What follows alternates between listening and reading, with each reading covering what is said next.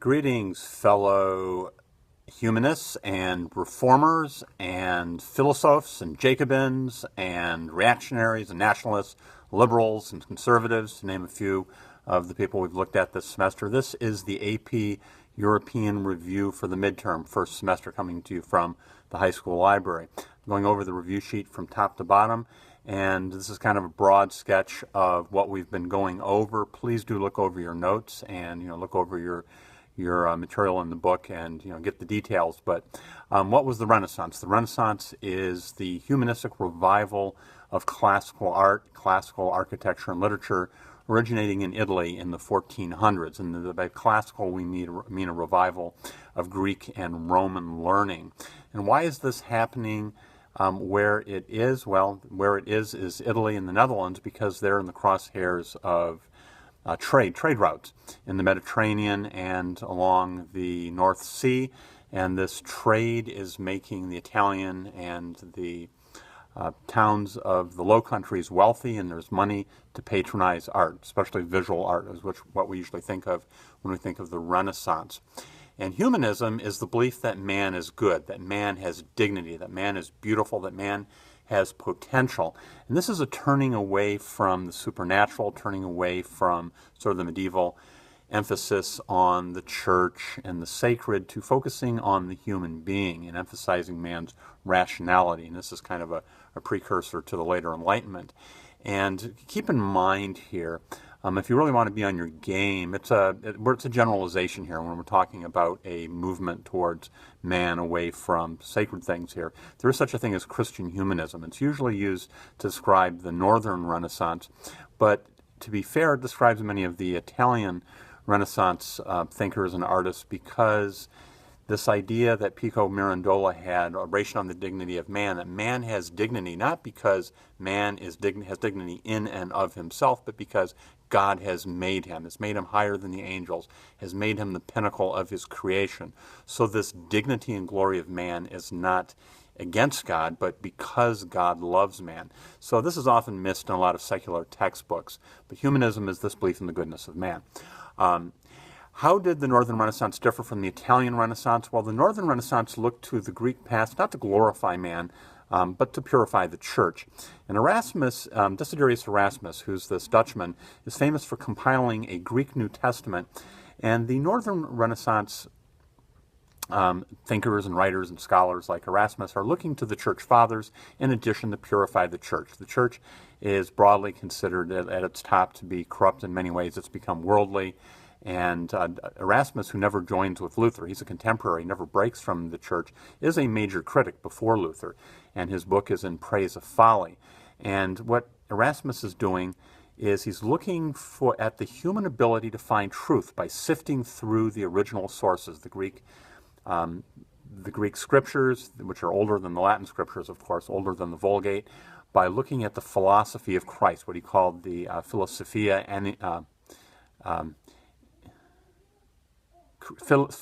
Christi. Sorry for the brain freeze there. And the idea here is that the church can be and should be restored, it should be redeemed, it should be revived. And many people say that Erasmus hatched the egg that that Erasmus laid the egg that Martin Luther hatched. To compare the Lutheran Reformation with the English Reformation, well, remember, Luther is worried about the salvation of his soul. How can we be just before a righteous God? And his solution is that we find our righteousness in Christ through the finished work of Christ, which we appropriate only through faith. There's nothing we need to do. There is no salvation by works. So all of these pilgrimages, all these fasting, becoming a monk like he did, this does not save you. And so you should know the phrase sola fide, sola scriptura, or only the scriptures. This is the source of authority, not creeds, not councils, not the Pope, not the Vatican, but it is Scripture alone. So Luther is famous for writing this German Bible, which becomes sort of the emblematic of the importance of a nation reading the Scriptures in its own tongue for the purpose of salvation. Now, remember the English Reformation here. Henry VIII, he needs a divorce. He's not getting his baby boy. Catherine, his first wife, has given him Mary. He will divorce Catherine, and in doing so, the Parliament's issuing the Supremacy Act, which is giving him authority over the Church of England. And he's basically divorcing with the authority of Parliament, not with the Pope, who had already given him a dispensation to marry his deceased brother's wife. So the Pope can't really back out of that one. Henry will marry Anne Boleyn, who's the serving girl in his court, and Anne Boleyn will disappointingly bear him another baby girl, and this will be Elizabeth. But the English Reformation, it starts out, has nothing to do with theology, really has nothing to do certainly with religious affairs or the salvation of one's soul. It later will become, under the Puritans, very concerned about greater reform. But Henry, remember, ironically here, or contradictorily, he received an award from the Pope by writing against Luther in his defense of the Seven Sacraments. So there's a huge contrast here between these two reformations, at least at their onset.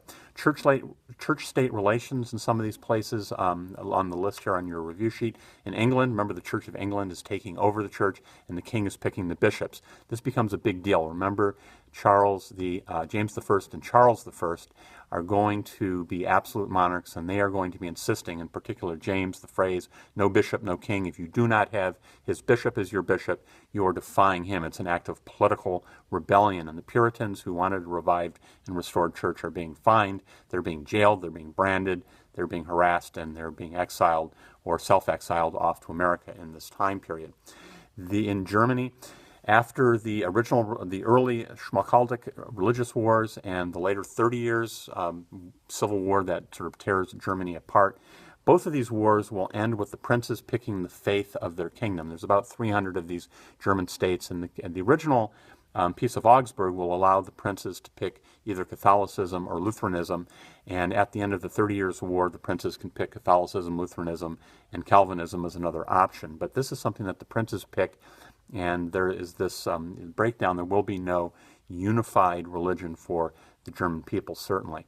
And the Treaty of Westphalia is the treaty that ends the 30 Years' War that allows the princes to pick their religion. In Geneva, you have a theocracy set up by John Calvin, and John Calvin is noted in particular for his doctrine of election, that God chooses us, that we cannot choose him. And the Anabaptists are sort of the oddballs of the Reformation. They are a minority. They're probably really the majority group within evangelicalism in the United States today, because they believe in the baptism of adults. So the Anabaptists down the road will morph into what we would have in the United States we'd call the Baptists.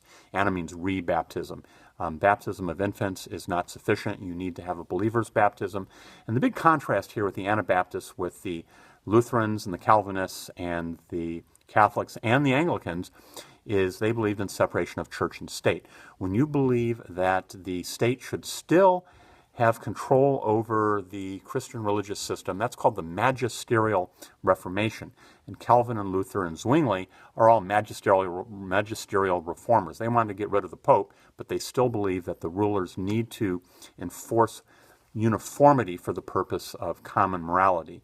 And the Anabaptists believe in a confessional church, separation of church and state, and they tend to be pacifists, and they tend to not take oaths, and they tend to challenge the authority of government rule on many different fronts. Religious policies of three women. Elizabeth I, she has what is called the Via Media, the middle way, or the Elizabethan settlement. And the idea here is to keep peace in England. While the French are having a war that's a war of religion that's tearing France apart, and then you have the 30 Years' War, which is killing a third of Germans, and you've got just Europe being ripped apart. You've got all these other groups helping the Germans and German Catholics and German Protestants. I mean, this is sucking in Swedes and Danes and French and all sorts of people. Elizabeth's kingdom is flourishing. It's this golden age that you read about when you're studying Shakespeare in English class. And Elizabeth is, it's officially you have to belong to her church, but she's not hunting you down and killing you and all that if you're not causing trouble. In fact, she even tries to call herself, she calls herself the governor of the church and not the head of the church, trying to sort of buy some peace here. And this is a church which in appearance is kind of Catholic, but in its theology is increasingly Protestant. So Elizabeth is noted for keeping the peace in her kingdom. Where Isabel of Spain, 1492, you have the Reconquista, after the Moors are finally defeated at Granada. The choice of the Muslims and the Jews in Spain is you have three options. You can convert, you can leave, or you can die. So you have this exodus of Jews, and you have this Catholic uniformity is imposed upon Spain, and there's an inquisition that precedes the Reformation and hunting down insincere conversions by Jews and Muslims. Catherine de' Medici of France is going to unleash an attack on the Huguenots. Remember, there are nobles who have become Huguenots who are challenging the validity of the Valois dynasty here, and there is a fear by Catherine that her children's accession to the French throne is going to be challenged, and the solution here is just to wipe out these Huguenots who are dissenting. And what's kind of ironic about this whole thing is after her sons die, the daughter of Catherine de' Medici will marry Henry of Navarre, who is a Huguenot, who will convert to Catholicism. That famous phrase, Paris is where the Mass comes from him. And that will end the religious wars in France with the Treaty of Nantes, which allows the Huguenots to worship in peace. But Catherine de' Medici is one who attacks the Protestants, the Huguenots. If you don't remember the Huguenots are the Reformed. They're the Calvinists. They're the Protestants in France. The Counter-Reformation's aim was to defeat Protestantism, and its methods were multiple here. The Inquisition, the Index, forbidden books and publications. You have the Jesuits formed, and they're a missionary arm of the church to basically win back intellectually, moving north from Spain and France and Italy into Central Europe there. And then the Jesuits send missions off to the Americas and to Asia, to India, to Japan, to China. Throughout the Americas, both Brazil and Spanish-speaking Americas. You have support for Catholic monarchs in the wars of religion, and you have reform within the church. You have the end of the sale of indulgences, the end of simony, the end of nepotism, the end of absenteeism, and the creation of seminaries that are going to educate the Catholic clergy better than they had done before. And you have the creation of brand new teaching religious orders. You have some reform going on, such as the Descalced Carmelites in Spain under Teresa of Avila. Methods used by monarchs to consolidate.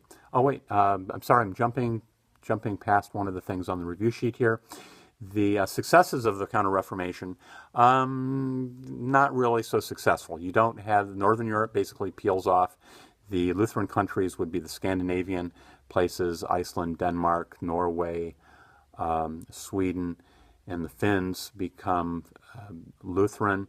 You have Calvinism in Switzerland and in the Netherlands and in Scotland. Those are the Presbyterians. And then it sort of heads south into England under the Puritans. And the Catholic countries remain, which you think of today, which would be Italy, Spain, Portugal. Those countries in southern Germany remain Catholic. Treaty of Westphalia is the treaty that ends these brutal religious wars that last for 30 years. And the significance here is that it ends this long period after the fall of Rome, really, that there's this idea of Christendom, that there is a single monolithic Christian church, and this becomes accepted. Now, religion is no longer in the forefront of conflict between nations. Okay, down here, the methods used by monarchs to consolidate and to increase their power. Peter the Great is going to, if you want to rise up as a noble, you have to work in his government. The table of ranks, it gives you a position as a noble based upon your service to him in his bureaucracy, in his government, or in his military. So the boyars, these are the aristocrats, are being forced to ally themselves with Peter. He's coercing them if they want to keep their aristocratic positions. And there's the Great Northern War against Charles of Sweden, in which the Tsar Peter the Great here will win the land along the Baltic Sea, in which he's going to build the window in the west, St. Petersburg. And you have these other small sort of symbolic things where Peter is going to force the boyars to shave their beards and to get rid of the caftan robes and to wear the knickers and breeches and to behave like Westerners. James I and Charles I, these are the first two Stuart kings before Oliver Cromwell sets up his dictatorship, and then you have two more Stuarts after them, Charles II and James II. James I is the cousin of Elizabeth, who takes over. Remember, she's the Virgin Queen, has no kids, so the Tudor dynasty dies out. And James I is an absolutist. And the famous phrase here, no bishop, no king, he's forcing religious conformity, and he's persecuting the Anglicans something horrible, and they're fleeing. They're fleeing. The first Puritans will make it to America in 1630, and you have this, what's called the Great Migration. You have thousands upon thousands are moving to what will be Massachusetts and New England. So you have these non-Anglican dissenters. He's persecuting other groups as well, but the big one here is the Puritans. So there's this idea of divine right, and Charles is going to impose the ship tax. This is supposed to be only collected at the ports, but he's collecting it in the interior, and he's forcing loans on the aristocracy, the members of Parliament, and he's jailing those who speak out against him. And he's going to make a huge monumental misstep. He's going to force the Book of Common Prayer. This is the liturgy of the Anglican state church upon the Scottish Presbyterians, who will rise up in rebellion, and they'll join with Parliament against the army of Charles I, and the parliamentary army will defeat him. He will be executed, and Oliver Cromwell will become a Puritan dictator for a good decade or so. And this period is called the Protectorate. It's also called the Commonwealth. Louis XIV of France is going to defeat the nobles, very different from what happens to Charles here. Louis XIV will defeat the nobles in the Wars of the Fronde, and he's going to build Versailles, and it's going to be this sort of monument of megalomania here. He's going this huge, huge palace. He's going to force the residents of, about 10,000 or so nobles and their families from around France, and he's essentially emasculating them. He's forcing them to be at his beck and call. If they want patronage, if they want positions, if they want power, they have to come to him, and they have to live near him. And he's essentially going to humiliate them and make them his servants. Louis XIV will revoke the Edict of Nantes. Remember this treaty that gave religious freedom to the Huguenots, and about 250,000 Huguenots will end up fleeing under him. Many will go to Great Britain, many will go to the Netherlands and elsewhere. The Fredericks of Prussia, I put Fredericks here because you've got, most notably, you've got Frederick William I, and Frederick II, who is called Frederick the Great. Frederick William is also called the Great Elector. And the Fredericks, essentially, what's unique about Prussia is the building up of an army. And you call Prussia, or somebody called Prussia, an army in the possession of a state. And under Frederick William I, who is the grandson of the Great Elector, he's going to increase the army to the third largest army in Europe, even though Prussia is only the 14th largest state. And Frederick is going to ally himself with the Junkers. And it looks like, if you read this, it's with a J, it looks like Junkers, but in German it's the Junkers. And the Junkers are going to be, he's going to ally himself. They are going to serve him, and they're going to serve him in the military. That's going to be sort of their privilege, to be the officers in charge of this huge, powerful military. And they're going to be given complete control over their farmers. The serfs in Germany will be tightly controlled by the Junkers. And along with this, the Fredericks are famous for their religious toleration. They have no time to go after, after those who differ religiously. So there's going to be a lot of people coming into Germany who will prosper and the German state will prosper because of them. We get to Frederick II, Frederick the Great. He's going to, in the War of Austrian Succession, he's going to invade Silesia, this German state controlled by Austria, and Silesia is the state which is very rich in natural resources, and that's going to be sort of the ascendancy of Prussia and the descending of Austria, which will take some years. And you also have the partition of Poland between Austria, Prussia, and Russia. But under the Fredericks, there's an increase in the power of the monarchy, and there's going to be, under Frederick the Great, a promotion of economic development, of tariffs, of credit to farmers, to try new crops and to new crop growing techniques. There's going to be the draining of swamps, and the Fredericks will make Prussia increasingly wealthy and powerful, especially with that army. Challenges to traditional sources of authority. Well, Nicholas Copernicus and his heliocentrism is going to challenge the scriptures. Namely, the scriptures say the sun sets and the sun rises, and this is going to challenge this geocentric worldview, which seems to come from the pages of the scriptures themselves. Copernicus will be will be condemned by Luther and Calvin and certainly the Catholic Church. And at the time, it seems like this is a challenge to science, to the scholasticism, which had tried to marry Greek learning with the Scriptures and with the Scriptures themselves. And René Descartes is famous for this idea. We call it Cartesian dualism, the idea that reality is divided into mind and matter, into that which is empirical and observable and testable and invisible, with that which is something of faith. And Descartes is not a non-believer, but he's setting up this system of questioning authority, questioning everything. And this is going to lead into the Enlightenment, challenging the authority of the church, challenging the authority of absolute monarchs. And this famous phrase, cogito ergo sum, I think therefore I am, is this: I will challenge with my mind everything that I have received to make sure that I have been told the truth. And he's a promoter of deductive reasoning, or the deductive method. And John Locke is somebody who's going to challenge absolute monarchy with this idea that natural rights come from God. They're God-given. They come to us. Our rights are not something that the king gives us, but which God gives us, or nature's God. It's more of a deistic God. And this idea of a social contract comes from John Locke, that we create a government through our consent, through our allowance, and this government is created for one reason, that is to protect and defend our rights. So if that government's not doing that, we have the right, in fact, we have the duty to change that government, to overthrow it and put a new one in.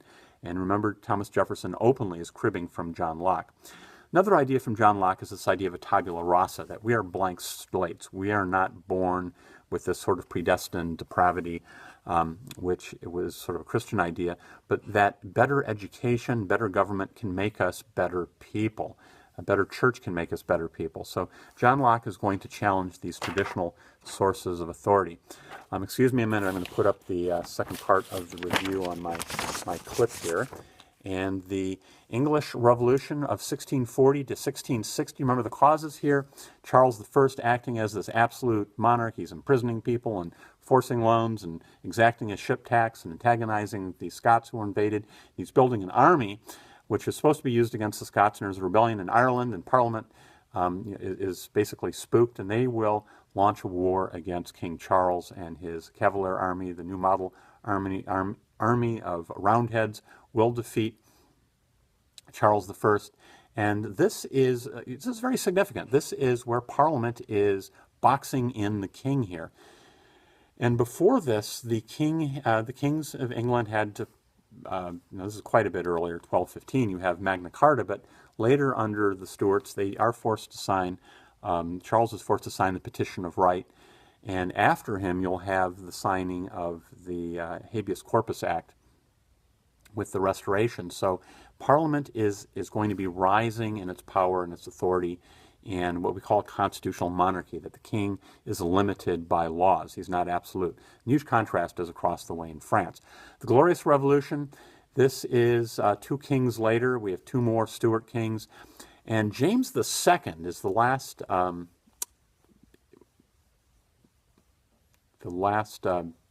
male Stuart king. And he is Catholic. He's married to a Catholic. He has a Catholic son, and the fear is he's going to reimpose Catholicism, pull a Bloody Mary on Great Britain. And Parliament rises up, and they chase him out. It's a bloodless coup d'etat. They bring over his daughter, Mary, who's married to William, and there's this co-regency, this co-monarchy under them, and they agree to sign the Bill of Rights. And if you look at the details of the Petition of Right and the Bill of Rights and the Habeas Corpus Act, England does not have a single constitution or a single Bill of Rights, but you put this all together, and it's all these rules and restrictions on the king and the rights of Parliament vis-a-vis that king. Differences, post-1688 England with Louis XIV of France. Parliament, from Louis XIV until Louis XVI, does not meet for 175 years. That's almost 2 centuries. And remember, Louis XIV and XV and XVI are absolute monarchs. They're not sharing their power with anyone. Louis XIV, remember, has crushed the nobles in the War of the Fronde. He's got them, when he wakes up in the morning, he's getting his slippers and he's getting his underwear, and people are waking him up and putting him to bed. I mean, this is all for the purpose of humiliating and debasing the nobility and showing them who's boss. So contrast with England, where Parliament's sharing power constitutionally in Louis' France, there's an absolute monarchy.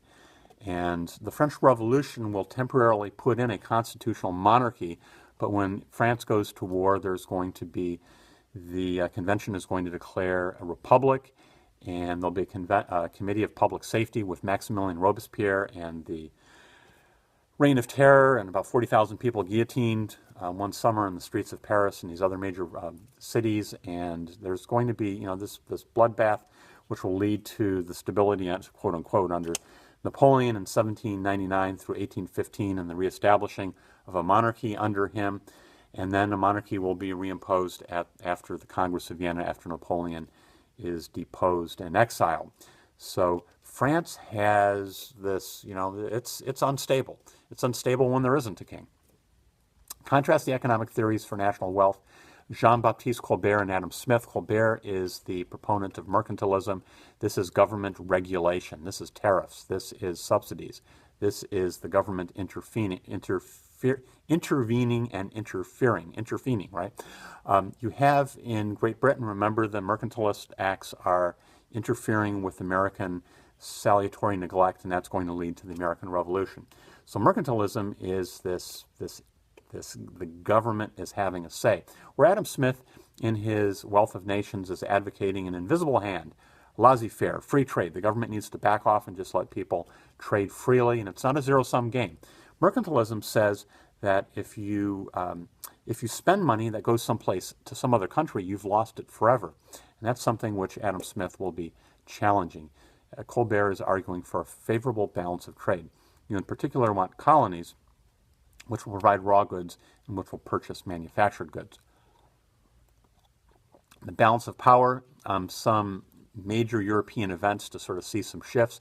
The War of Spanish Succession sees France's claim to the throne of Spain challenged, and you don't have this huge Bourbon unity of Spain and France.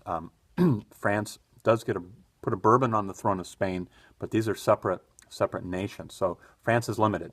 The War of Austrian Succession, after the Habsburg monarch dies, the throne goes to Maria Theresa, and Prussia is going to invade Silesia and take that basically out of the Austrian orbit. So this is the rise of Prussia, the demotion of Austria as a European player. 7 Years' War, you're going to see a huge French loss in North America. They're going to lose Canada. And France will get the revenge with the American Revolution a few years later. They'll support the Americans. And England will lose the 13 colonies. They'll still have Quebec, but they'll still have Canada, but they'll lose the 13 American colonies. France, you'll see a rise in French power. You see this levée en masse, which is going to go to war against the countries surrounding France, both the wars of the French Revolution followed by the wars of Napoleon. So you'll see this huge rise of French power. France will invade Spain, will invade Italy, will invade Austria, will invade the German states, will invade Russia. With the defeat of Napoleon, you'll see the rise of what's called a balance of power. The victors at the Congress of Vienna are the Brits, the Austrians, the Prussians, and the Russians. And you see this sort of unity. There's a quadruple alliance, which is the name of the military alliance, and the continued meetings after the Congress of Vienna are called the Concert of Europe. And the purpose here is to keep the lid on conservatism and nationalism and revolution and future Jacobins and revolutionaries and Robespierres and Napoleons, and they do a very good job of it.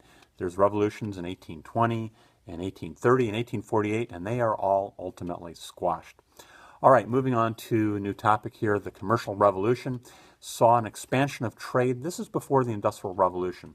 This is the expansion of trade that follows the exploration and settlement, namely in the Americas, but also colonies that are beginning in Africa and India and in Asia. And this capital becomes the springboard later for the Industrial Revolution. These towns like Amsterdam and Liverpool and Bristol and London become places with a lot of money sort of stored up. And this money is going to basically be what helps fund later industrial growth. The agricultural revolution is also key to this future industrial revolution because You need to feed people who leave the farms if they go to the cities, of course. And you have in the Netherlands, you have the use of dikes to sort of hold back the sea, and they pump the water out with windmills.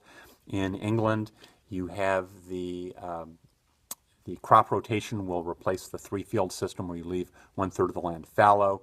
You'll have the use of the seed drill, which was invented by Jethro Tull. You have the use of animal fertilizers. You have the enclosure movement, where the wealthy will purchase common land and sort of drive the peasants out. And this is going to make agriculture much more efficient, much more productive over the long haul.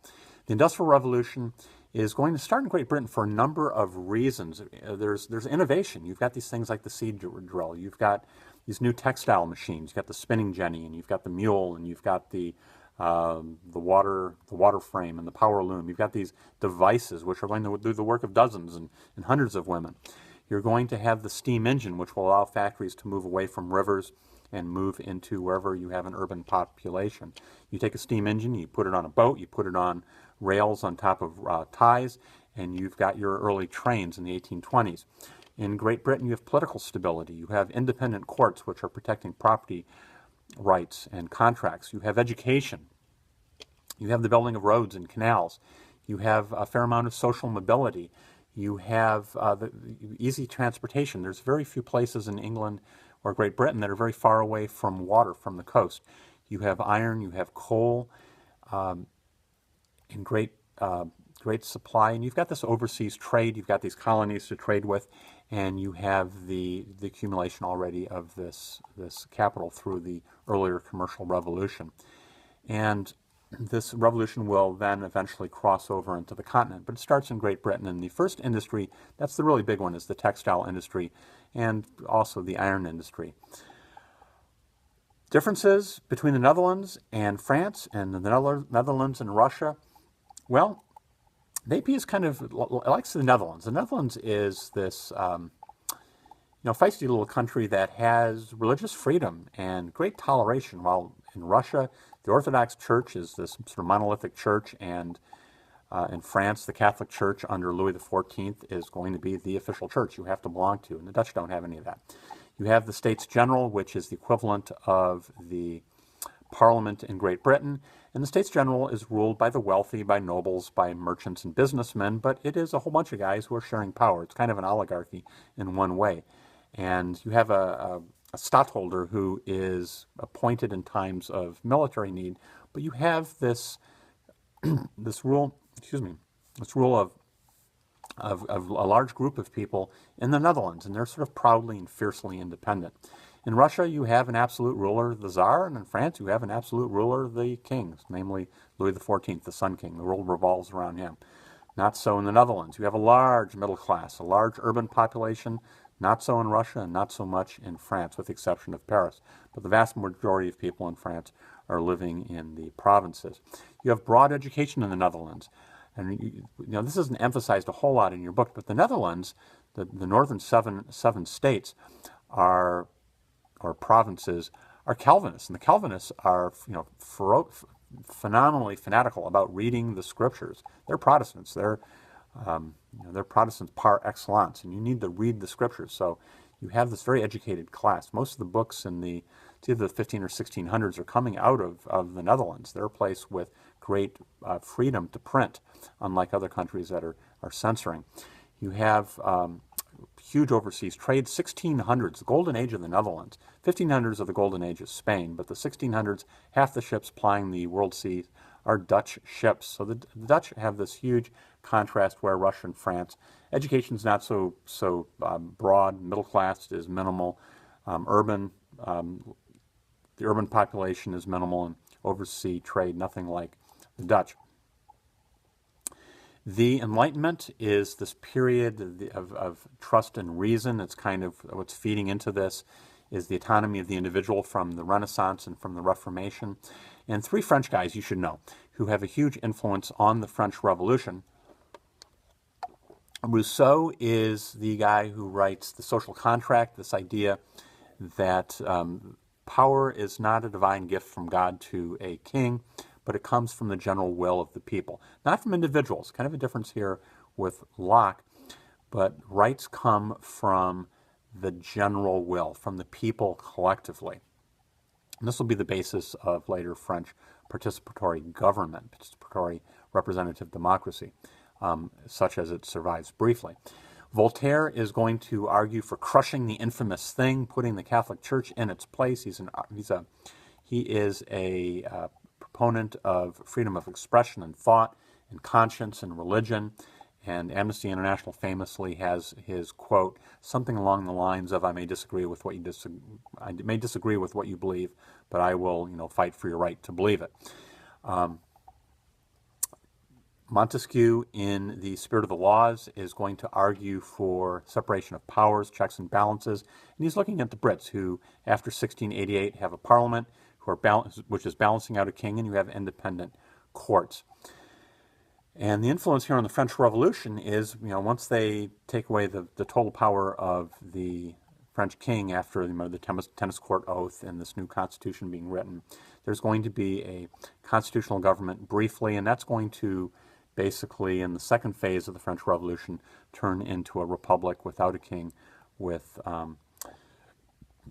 the will of the people being exercised through this convention, which is going to sort of lead to craziness. But anyhow, that's not the point of the question here. The point of the question is to see how the Enlightenment will affect reducing absolutism and increasing participatory government by the people.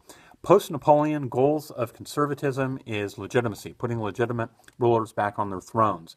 And Napoleon is a famous of nepotism. He put his family members on the throne of Spain, and then the German states, and then the Italian states.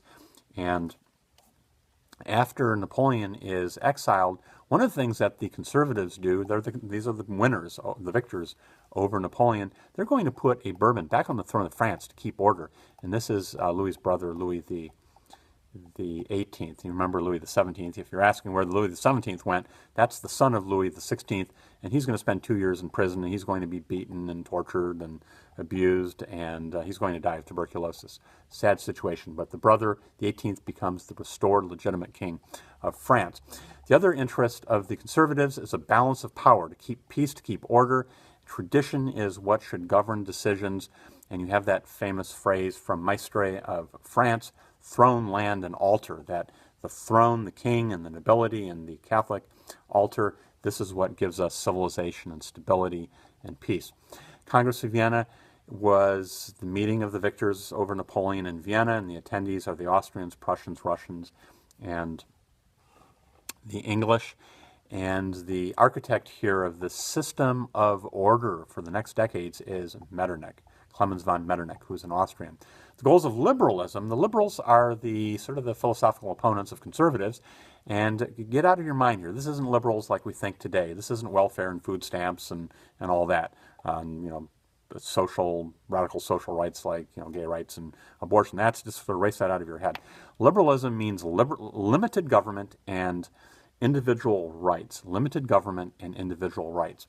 And the liberals are, in many ways, a threat to the conservatives who want sort of to turn back the clock back as much as possible to the status quo. The goals of nationalism are to create free countries that are under the thumb of somebody else, or to create a country where there is an unnatural artificial division. And Italy and Germany in particular are being divided sort of by force, by interference by surrounding countries. And what the nationalists are looking for is a common country based upon not a ruler who's invaded them and bossed them around, but common religion, common language, common religion, and countries that have rebellions in the 30s and 1848 in particular. You've got Poland, you've got Hungary, you've got the Czechs, you've got the Italians, you've got the Germans, you've got the Irish, who are all under somebody else's control, and certainly the Italians and Germans have been separate, for the longest time. I remember way back, if we go back to the Renaissance, you've got Machiavelli. Basically, he writes The Prince because of this frustration. The French have kept invading Italy, and this is something which is shameful, that other countries can invade when the Italians are divided. And remember, the goal here of the conservatives is to knock down the nationalists, to knock down the liberals, to knock down anyone who is, threatening to upend things. They don't want any more Jacobins, no more reigns of terror, no more Napoleons, no more disruption of a balance of power and peace for all. The Frankfurt Parliament is this famous meeting in 1848 where these delegates from the German states, this German Confederation, these 30 states which have replaced the 300 states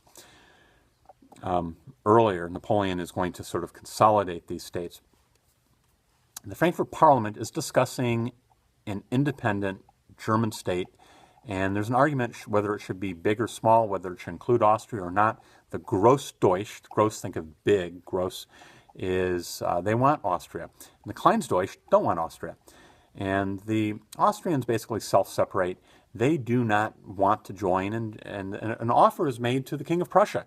Frederick William IV is going to be offered the crown, and he says no. He doesn't want a crown that's offered from the gutter. He says no. So it's going to wait till Otto von Bismarck in 1870-71, where this final war, Franco-Prussian War, will create a unified Germany. Romanticism, another one of these isms, will celebrate nature and beauty and nostalgia and the individual, and will certainly celebrate nationalism. And it will be a reaction against two things. One is the ugliness of urbanization and industrialization.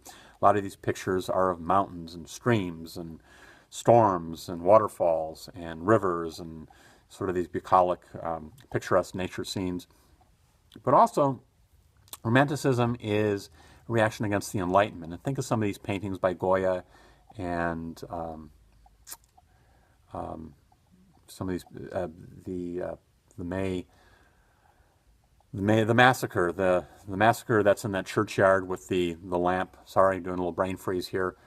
Sorry to let you down here, but there's this criticism of the Enlightenment brought us, the French Revolution brought us Napoleon. I believe it's called the 3rd of May, and that's by Francisco Goya, and that's a famous criticism of the Enlightenment and Renaissance thinking. You also have the Raft of the Medusa, and that painting is about this incompetent captain who has sunk his ship, and you got these people who are suffering, and that's kind of a veiled reference to the suffering caused by Napoleon. The importance of women, in the Renaissance and the Reformation, I would say a key thing here is the printing press. The movable type, Gutenberg's invention, is going to allow ideas to spread freely, such as criticism of the Catholic Church by Desiderius Erasmus, who writes in praise of folly. And later you've got Lutheran and Calvinist tracts and Bibles, which are going to be printed, and they're going to be sort of smuggled far and wide. And this is going to have a huge effect on rebellion against the Catholic Church in this time period. During the Enlightenment, the key person, The Vindication of the Rights of Women by Mary Wollstonecraft. She's going to be arguing in particular that women should be allowed in education, that we shouldn't squander and waste the minds of half of the human population. French Revolution, whole cast of women. The AP wants you to know Olympe de Gouges and her Declaration of the Rights of Women, kind of a counterpart to the Declaration of Sentiments, which you see 1848 at Seneca Falls in the U.S. Of course, that's much later. You have the March on Versailles of the fishmongers. These are these women who are looking for flour that's purported to be in the warehouses at Versailles, and they will capture the baker, the baker's wife, and the baker's boy. That is Louis XVI, Marie Antoinette, and little Louis, and they're going to be brought back to the Tuileries Palace. You've got Charlotte Corday, who murders Marat, who is this newspaper publisher who will die in this bathtub after she stabs him. And you could mention Marie Antoinette, but there's women are involved in the making of history. So the AP does want you to be aware of this. And the contribution of technology. Some last thoughts here. On the growth of nation states and national economic power. Ships are important. With the age of exploration, the caravel, with the the moving sails, the advances in cartography or map making, and the increased ability of navigation to figure out where you are in the middle of nowhere, with the astrolabe and the quadrant and the sextant and the compass, allows you to travel great distances and to take over colonies in other countries. You have weaponry of cannons and guns and steel swords, which will be superior to those of the natives wherever the Europeans land. And later you have the steam engine, which is going to allow steamships and trains. And the Europeans are able to project power. They're able to project power long distances and take people over and weave those empires together later with railway tracks. The Industrial Revolution, some key inventions here, the textile mill and the steam engine will be important, along with some of these earlier inventions like the seed drill and things in agriculture, the baler, the harvester, the combine, the reaper, are going to allow more efficient agricultural production. There you have it. That's kind of the thumbnail sketch. That's the speed dial version of what we have been doing, at least our first 7 units, which will be on the exam. So study hard, study smart, study well, and don't wait too late in the game here to look this stuff over. All right, signing off from the library. Best wishes.